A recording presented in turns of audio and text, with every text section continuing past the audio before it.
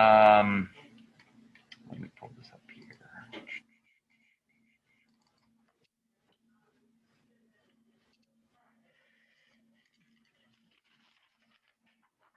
So what I want to do today is I want to talk about how we can characterize the energy of simple harmonic motion. And then we're going to, from that, we're going to derive that equation I gave you last time that I said you just had to accept it, that it was the equation.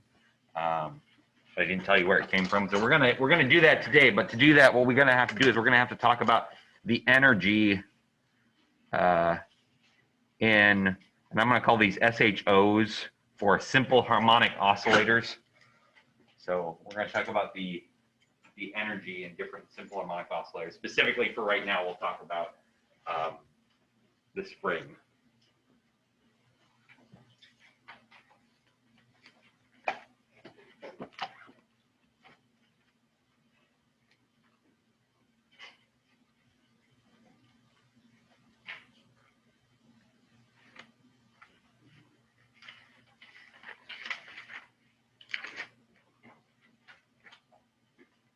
All right.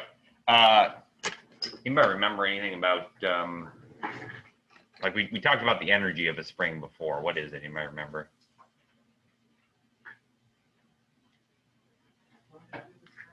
What's that? Isn't it like 1/2 kx squared? Yes. So remember, this means elastic potential energy, PE. That's supposed to be an E. PEE is 1/2 kx squared. Okay.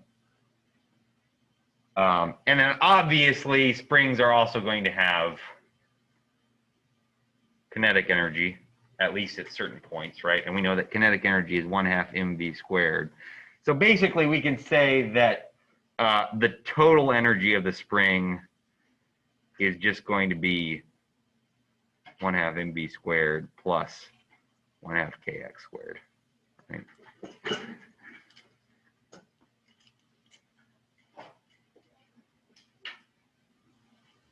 And then that's energy that we can then do conservation things with.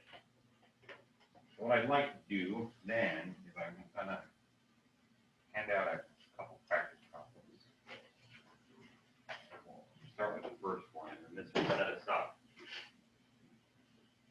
for being able to, again, like I said, derive that equation I gave you last time.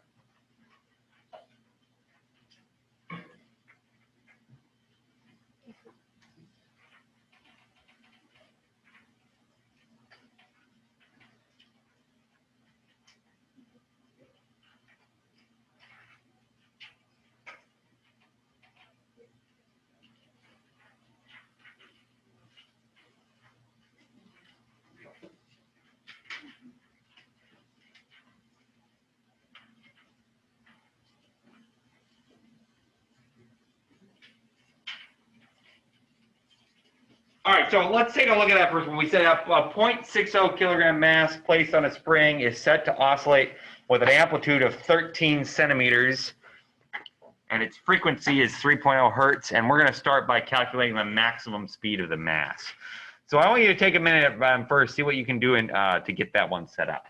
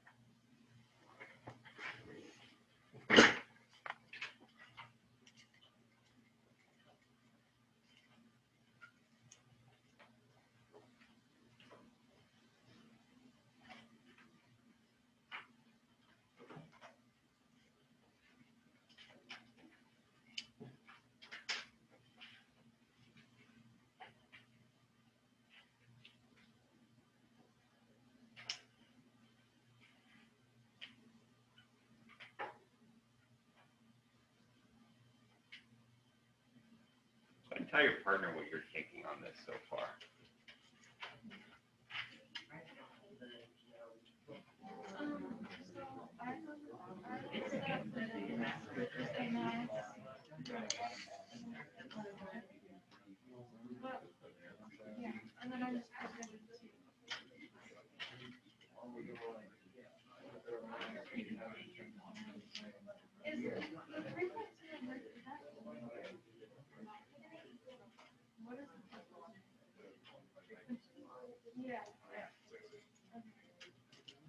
All right.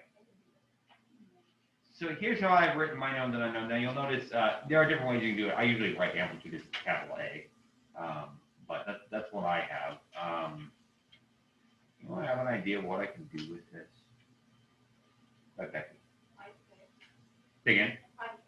Okay, yeah. So if we're going to want to do anything that's energy related, it's going to be helpful to find K. Yeah, and you'll know from last time we had this equation.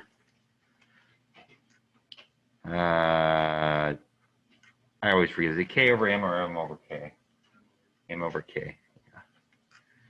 So we have this equation from last time. Remember, I said that because period and frequency are reciprocals, even if this is the equation I give you, we can also say this. Sorry, I wrote that wrong. We can also say that frequency is a reciprocal of that. So we can say frequency is 1 over 2 pi square root of K over M. These two things are equivalent, but we can solve this now for K, right? You can solve it algebraically. I'm going to do some fancy algebra just because seeing this might be helpful at some point. So I could say that F squared is 1 over 4 pi squared times K over M. Or I could say K is 4 pi squared F squared. See what I did there? M. My bad. Yeah. Is amplitude like the distance from like the topmost point to the bottommost point, or some distance from the top point to the equilibrium? That one. Yes.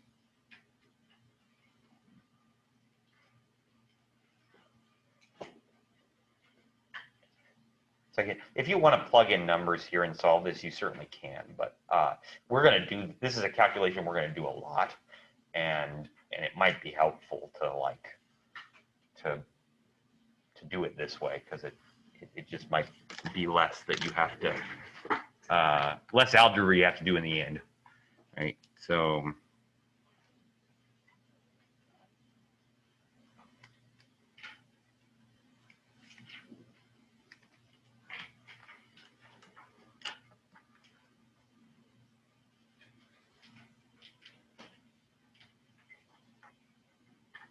Whoa. That was weird. Okay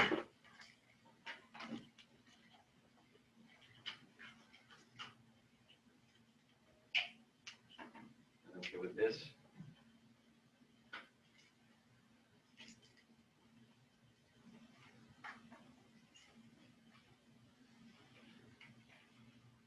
So that was an important thing. We're going to need K to solve this, but it's not actually what we wanted.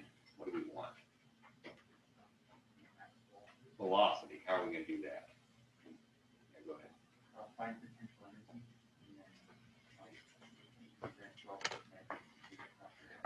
Yeah, so in essence, what we can do is we can do a conservation of energy. E equals E prime, right? But we could say that, for example, if you think about this, right? The spring, when I start the spring up and it's compressed, what kind of energy does it have? Potential. And then it's going to keep speeding up until it loses all its potential and it just has kinetic, right? So we could kind of say this, right? Potential energy at the beginning is equal to kinetic energy at the end. So in other words, 1/2 K, and usually we write this 1/2 K x squared. When I'm at my x is the amplitude, right? So the amplitude is the maximum x I can get. So a lot of times I'll just write this as 1/2 K A squared. because again, that's just 1/2 kx squared, but I'm plugging in amplitude for x, is going to equal 1/2 m. If we wanted to, we could call this V max squared. And then you can solve that for velocity.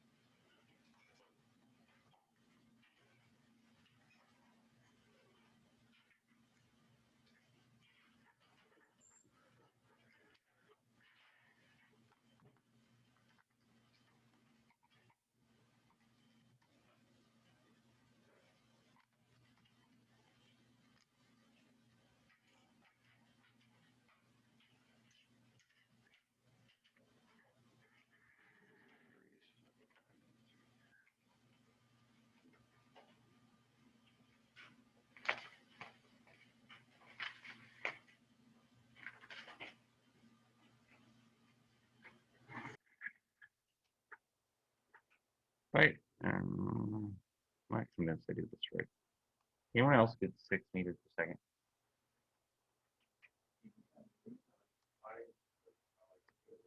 Oh, that's what I did wrong. Thank you. That makes sense. Okay. I say that seems big to me. So 2.45. Okay.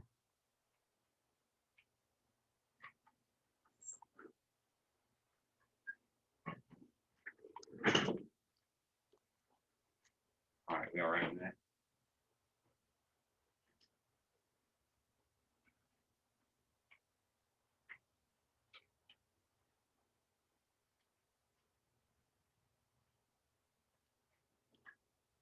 See what you can do with part feet.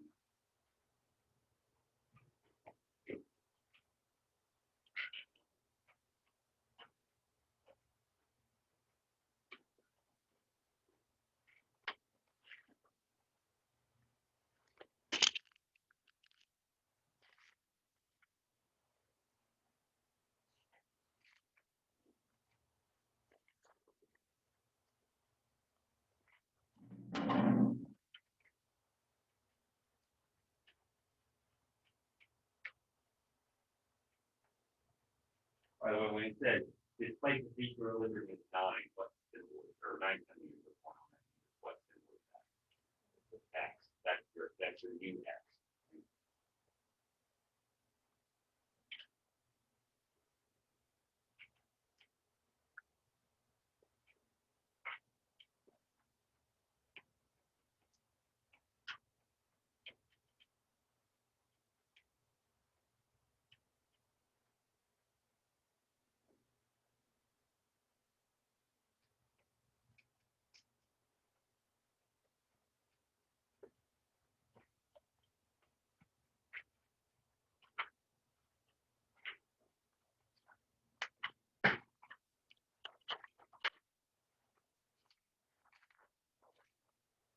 Go ahead and tell your partner what you're thinking so far for B.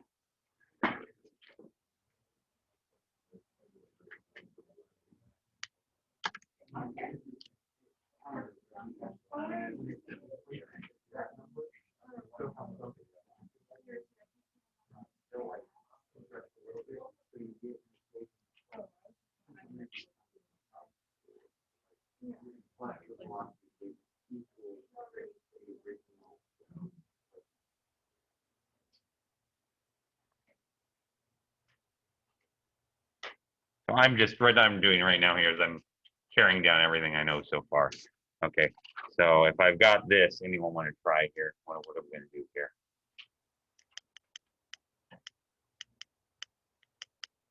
Becky.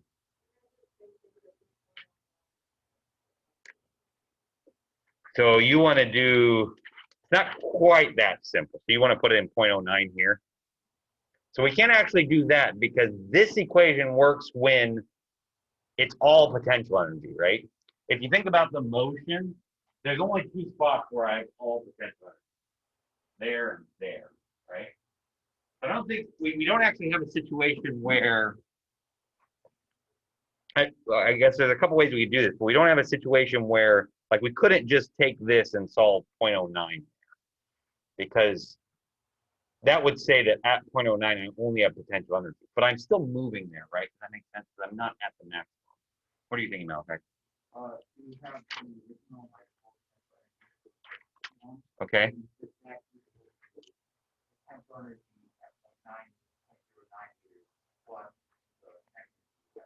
Okay, yeah, so what we're going to see, yeah, there's two spots where there's only one type of energy. The two spots where there's only one type of energy is either at the maximums, they're all potential, or at the, like the middle, the equilibrium, it's all kinetic. But anywhere else, there's both. So what we're going to have to say here is we're going to say like potential energy, what do we want to call this? Potential energy at the amplitude, I'll just call it PEA. Potential energy at the amplitude is going to equal the kinetic energy at this spot plus the potential energy at this spot, right? So I could say that 1/2 K, the amplitude squared, is equal to 1/2 mv at this spot squared plus 1/2 K x at this spot squared, right? That makes sense.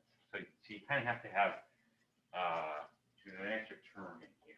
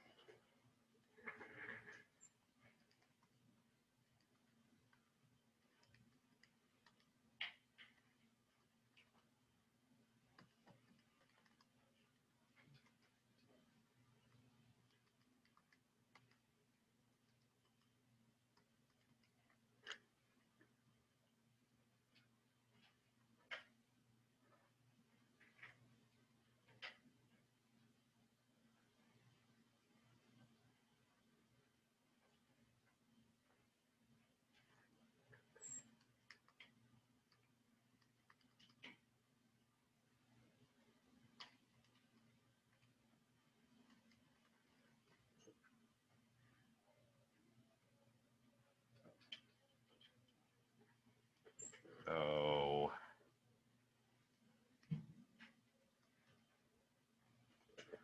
something like 0.939 joules equals 0.30 kilograms times v prime squared.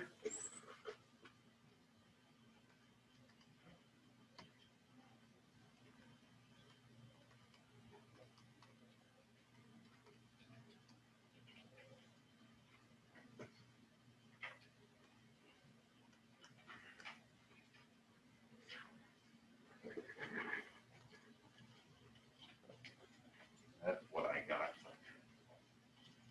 Double check. And one thing we could do to see if this answer makes sense is we could see, right, we better not get an answer that's faster than the maximum speed, right? So we calculated, in part A, we calculated the maximum speed was 2.45. We better not get an answer that's bigger than that.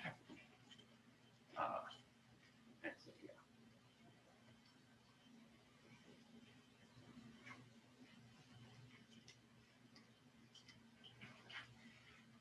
Question.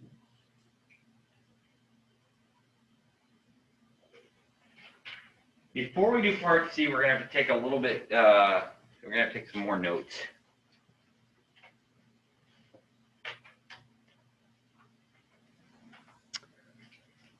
So part C, this is where we're gonna derive the equation for the periods that I told you we were going to derive today, but then we're going to kind of take it a step further. So what I want to do next in terms of the notes is I want to ask the question, where the heck does this equation come from, right? What does that mean? Okay, why is there a real strange 2 pi in there? Why is there a square root? How does it work? Okay, and so here's what we're going to do. We're going to do this by taking a look at the energy of the system, but we're going to compare a spring to circular motion is the way we're going to deal with this. So what I'm going to do here is, let me think about how I want to show this. What I want to do here is I want to draw two pictures, and you're going to have to bear with me because I'm not an artist, but I'm going to show you an animation that's trying to get at what I'm talking about here. I want to imagine a circle. So I'm going to draw a circle that's got a radius of 4 dots on my paper.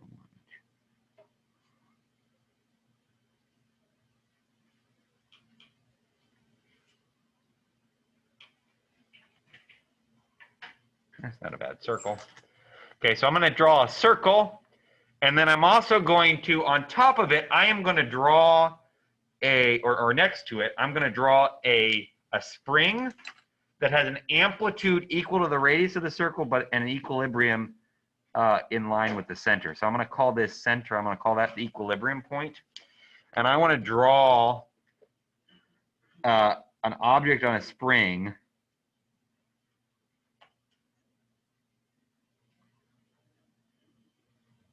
that kind of oscillates. I'm just going to draw it in a couple positions. I'm going to say that it oscillates from the top of the circle here, right? Come on now, I can draw better than that. To the bottom of the circle.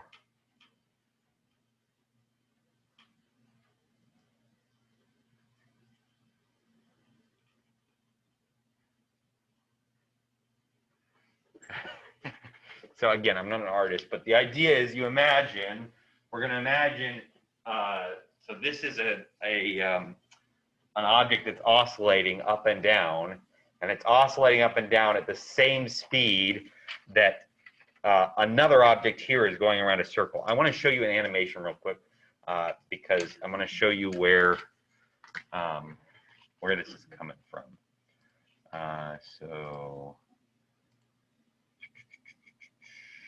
I'm going to go here.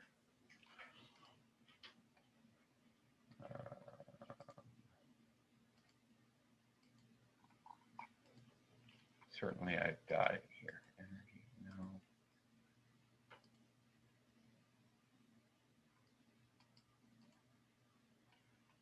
I have more than that. Where is my...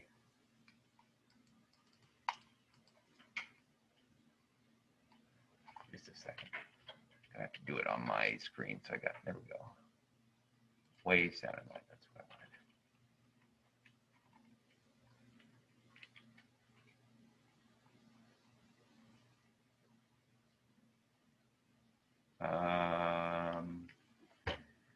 Dang it. I had an animation here. Now I can't find where it is. Well, okay, we'll find it again.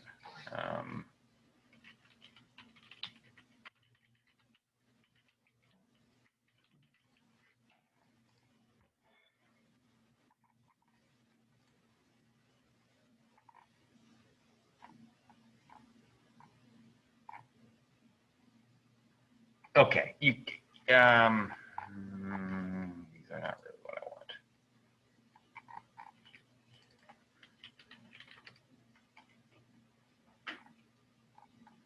I'm sorry, I really thought I had this.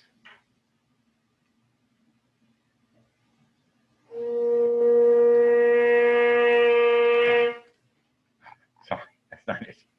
Here it is. This is what I want. Okay, so this is what I want you to think about, right?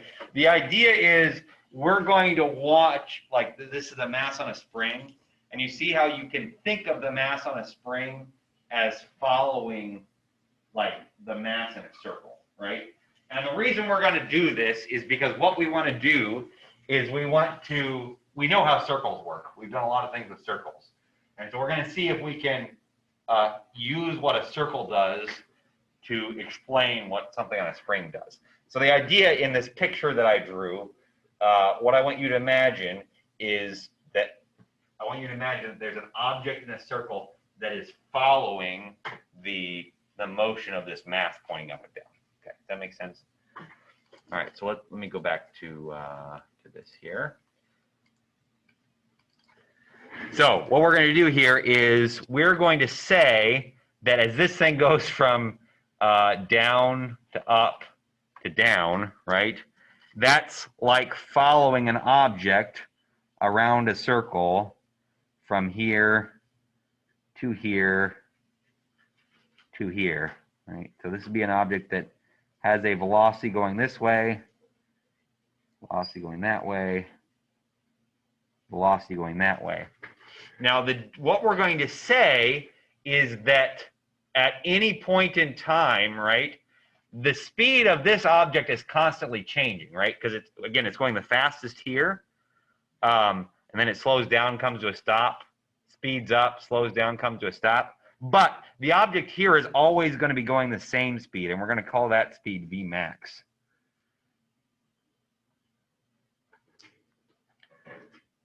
Right? And remember, I said what we want to try and do is we want to try and derive the equation, that period equation that I said was 2 pi square root of m over k, right? I want to try and derive that. You can already maybe see where the 2 pi is going to come from, right? The 2 pi is going to come from the fact that we got a circle. But let's go into more depth. So what I want to do first is I want to remind ourselves of an equation. We haven't seen it for a while, but we have seen it before.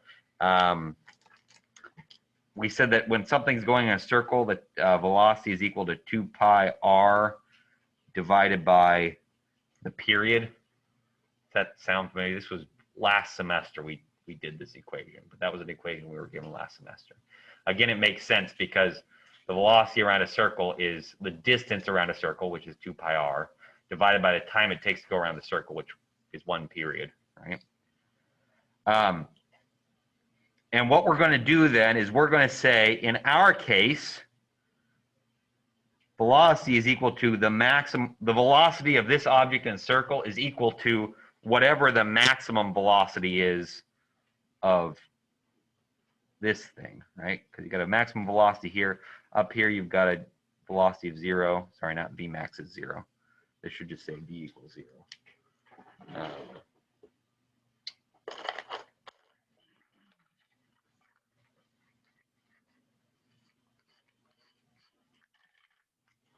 You got V equals 0 here, and you got V equals 0 there.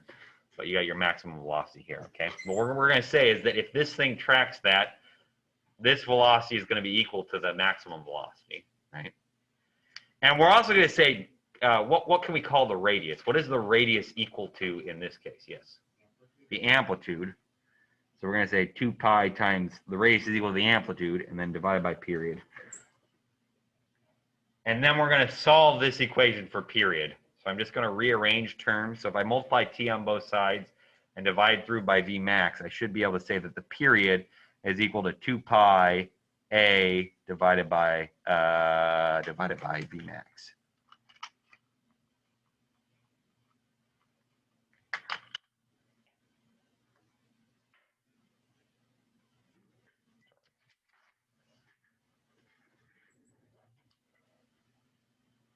Okay, then what we're going to do is we're going to do our conservation of energy stuff, right? So we're going to say, okay, now I can say that for this thing, energy is conserved. So in other words, the energy here at what I'm going to call, let's call this equilibrium. So I'll call this the energy at equilibrium, so EE. And I'll call this the energy at the amplitude, so EA. So sigma EE should be equal to sigma EA. What kind of energy does it have here? Kinetic only. What kind of energy does it have here? Potential only. 1/2 K A squared, right? And we said that this V is equal to V max. So what I'm going to do is I'm going to solve for V max here, right? And if I solve for V max, so my halves are going to cancel out. And I should be able to say that V max is equal to the square root of K A squared over M, right? So what I did there was I divided through by the M's and then square rooted both sides.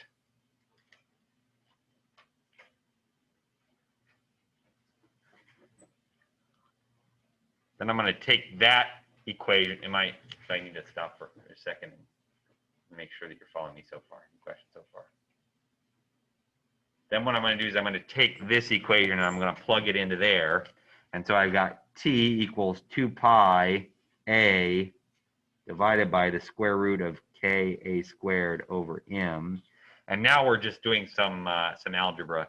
So this is just like saying 2 pi a times the reciprocal of this. So 2 pi a times the square root of m over ka squared.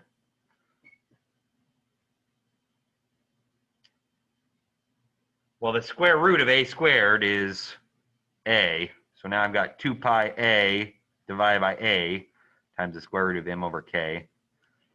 And a's cancel out. We're left with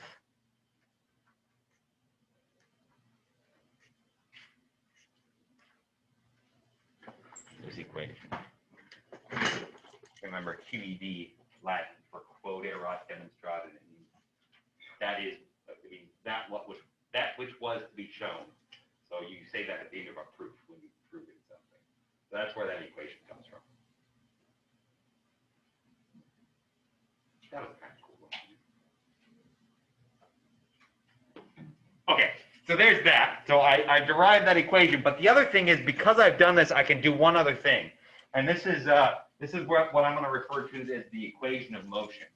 What I can do is I can also say, if we look at this equation, I can plot a function for where this location is. So let me give you a second. I think there are some people still copying down, and then I'm going to show you the animation again.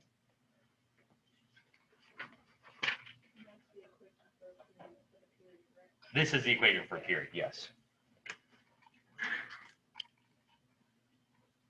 So now what I'd like to do, let me go back for a moment to this, right?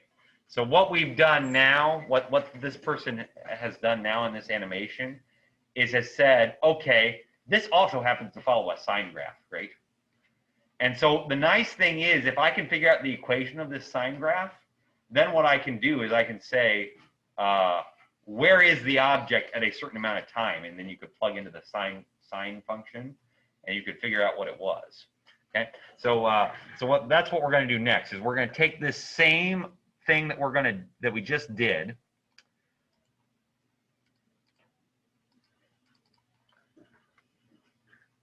but we're going to look, and I'm going to add something to my picture here just to make things a little bit clearer for what we're about to do.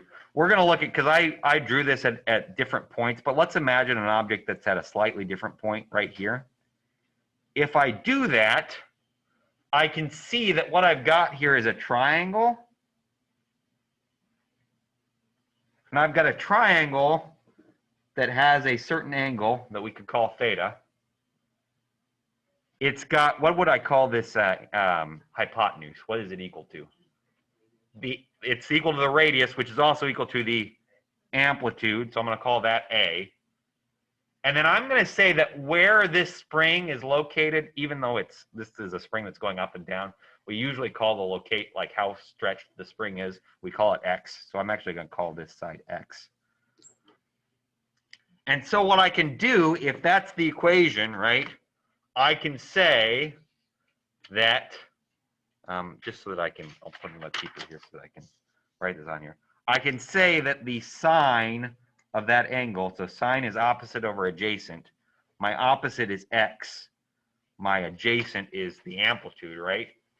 So in other words, I can say that X is equal to the amplitude times the sine of theta. So I will usually write this like it's a function. So instead of writing X, I will say X of t. So just like f of X in math, right? I'm going to call this X of t. So X at a time t is going to be equal to the amplitude times the sine of whatever this angle is.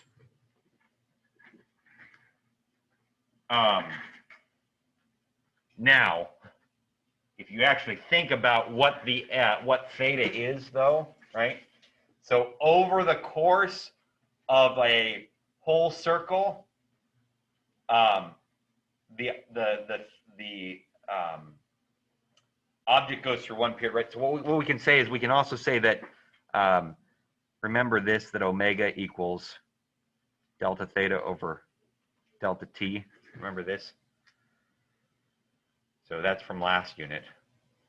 we can say that in one period, so in one period, the total time that I follow it is capital T, right? And we can say, so we can rewrite this, that in one period, I go through 2 pi radians. Let me think about how I'm doing this. Yeah. So I go through 2 pi radians in one period.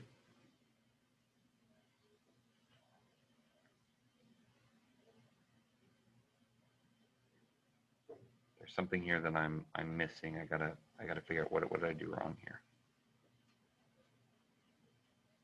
Oh yeah, okay, so there's that. So omega is equal to 2 pi radians in one period, or it's equal to however many radians you happen to go through in whatever time you happen to go through it, right? So if I do some rearranging here, I can say that theta is equal to 2 pi little t divided by big T. Or often I will write this as 1 over t is frequency, so I'll often write this as 2 pi f times t. So in other words, what I can say is that the position as a function of time is equal to the amplitude times the sine of 2 pi times the frequency times time. If you're in trig, you may have seen something that looks like that before.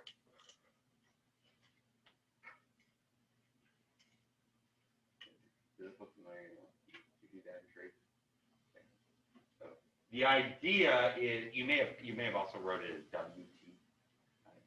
I don't know. But the idea is if I have a spring, right, and I know the frequency of the spring, this equation will tell me where that spring is at any amount at any specific amount of time later, right?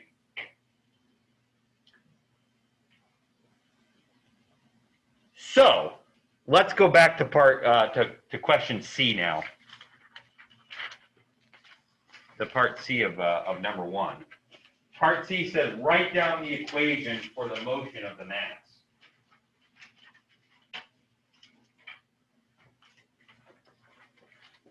So this is the equation of motion, xt equals a sine 2 pi f times t, but I can plug in some of these numbers, right?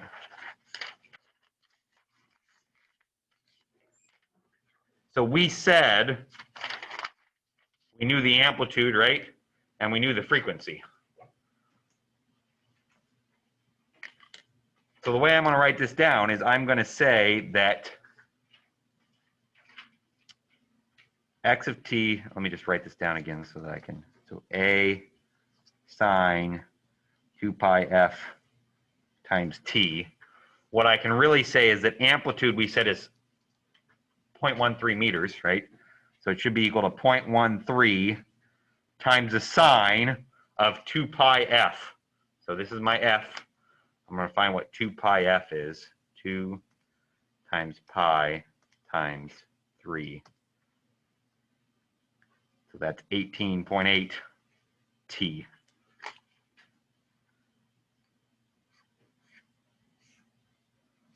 That's the equation of motion for this spring.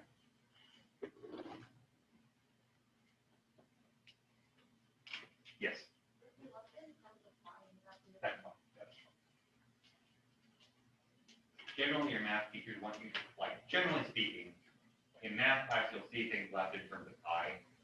And here, you're going to see things left in decimals because our measurement devices don't measure in terms of time. Now, just to show you what does this mean, right? So what does a sine graph look like? Sine graph looks like this, right? If I watch this thing oscillate, what does it do? It goes, where's my one that was a little bit weaker? Let me do this one, make it easier to see. If I watch this thing oscillate, what's it doing? It's going up and down and up and down over time, right? So one way I could do this is I could like walk forward to indicate time, right? You see that what does it trace through the air? It traces something that looks a lot like a sine wave, right? Because it's going up and down, and the rate it's going up and down is related to this equation. Just real quick, I'm gonna show you on Desmos how this kind of works out, just so you can see it. Thank you very much. So if I were to plot exactly what we just got, I got to call it as y though. Y equals 0.13 times the sine of 18.8. We're plotting in terms of x, right? It's going to look like this, but you can easily see, how would I make that thing have a bigger amplitude? What number do I have to change? I've got to change this one, right? If I change this to a bigger number, I'm going to get a bigger amplitude, right? How do I get it to be more frequent, right? To go up and down more often? I change this number, because this number depends on the frequency, right? As this number goes up, my frequency gets higher and higher, right? So this kind of shows, like, the graph shows what the object is doing. I can explain this until I'm blue in the face, but it doesn't make sense until you try it. So I want you, number 2 is a lot easier than number 1. But number 2, what I'm doing is I'm asking you to break apart this equation that I gave you. This time I gave you the equation. And I want you to tell me, what is the amplitude of that system, what is the frequency, and what is the energy of the system. See what you can do with number 2.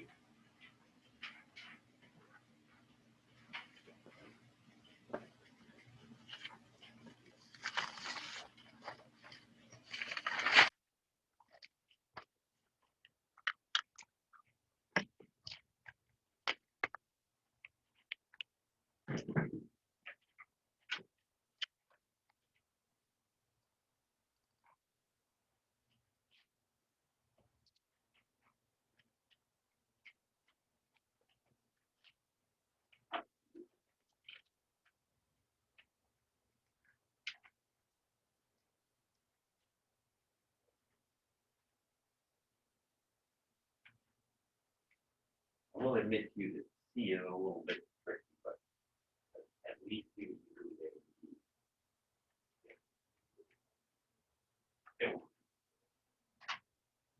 Good question.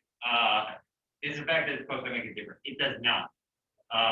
So if you remember, the difference between cosine and sine is that cosine starts at 1 and sine starts at 0. The difference between cosine and sine is going to be, well, for now, let me just say no, and then we'll get into what it actually the difference is. But for now, the fact that it's cosine and sine does not matter.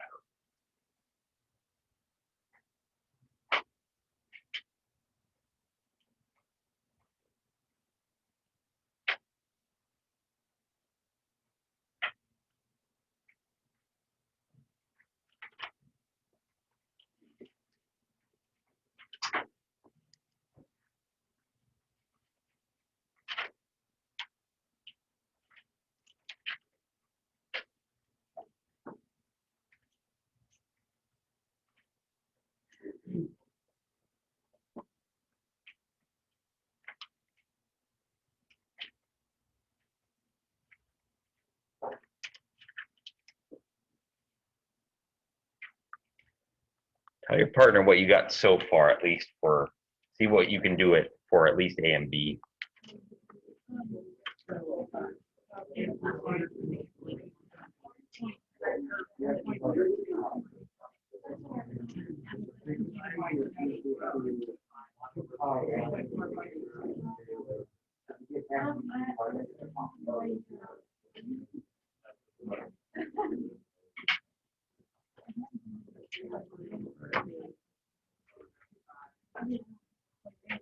Ainsley, can I ask you about amplitude? Yes. 0.45 what? Because technically there should be units in here, but I said in there, X is measured in meters. So it's going to be 0.45 meters will be the amplitude, right? Because that's what comes up there. Okay. Val, can I ask you about the frequency or how we might do it? Any thought?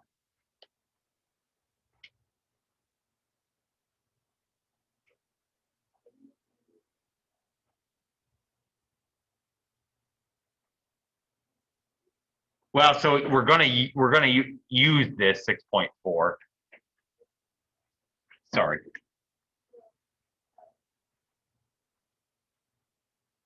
Well, think about in this equation, what is the 6.4? Let me grab my note here. In this, not that equation. Notes are a mess here. In this equation, what does the 6.4 refer to? This whole thing, 2 pi f, right? So if that's the case,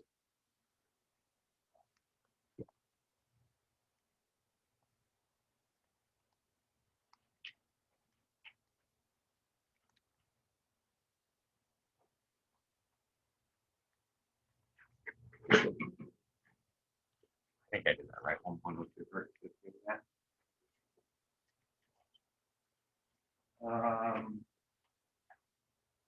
No, I do. He's gonna kind of get two pi. Yeah. He's just gonna use the two pi square root of the equation to find a. Yes. Yep. And then you plug that into Yep. Yeah, that's exactly right. So well, let's go ahead and first, my head for part C, if you're not sure. First, what you need to do is you need to find K. You now know frequency, and we actually know mass. We'll do the math at the top, right? You know frequency, you know mass. You should be able to use your equation to find K.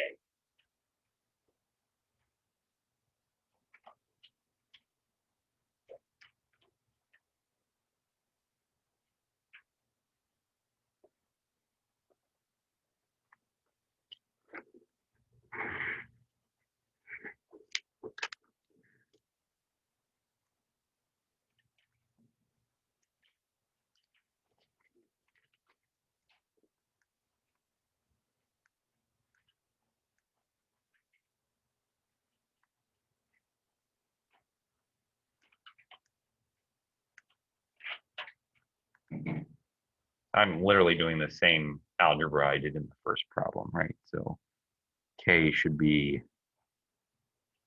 4 pi squared f squared m.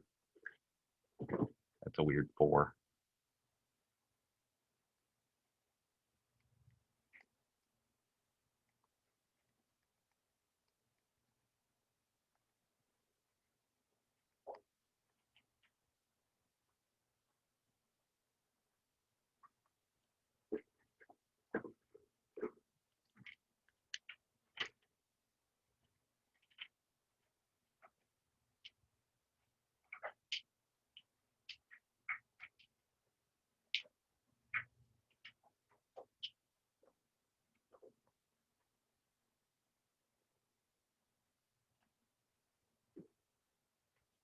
Did I get K right? And then again, there are two spots where we know that there's only one test energy. The two spots are either at the maximum or at the middle, right? So I think what we can say is at the amplitude, right, the total energy at the amplitude is just going to be equal to potential energy, 1 FK amplitude squared.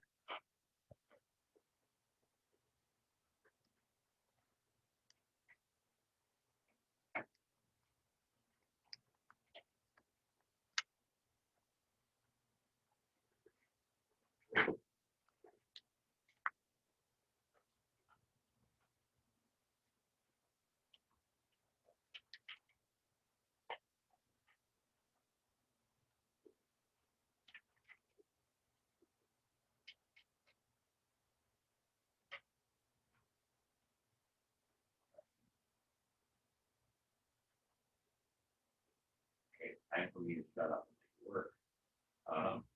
You now know how to do everything that's on that first part of your syllabus. There's a number of them on there. I've got it set to be due Tuesday. We should get a good chunk of them done today, I'd say. you could ask for time on Monday. So go ahead and work on that. I'm also going to hand back paper versions of rotation tests. Remember, I showed the multiple choices and posted since we got back from break. I'd like that tomorrow. If you need an extension of correction, I can give you an extension of correction, but I need to know that.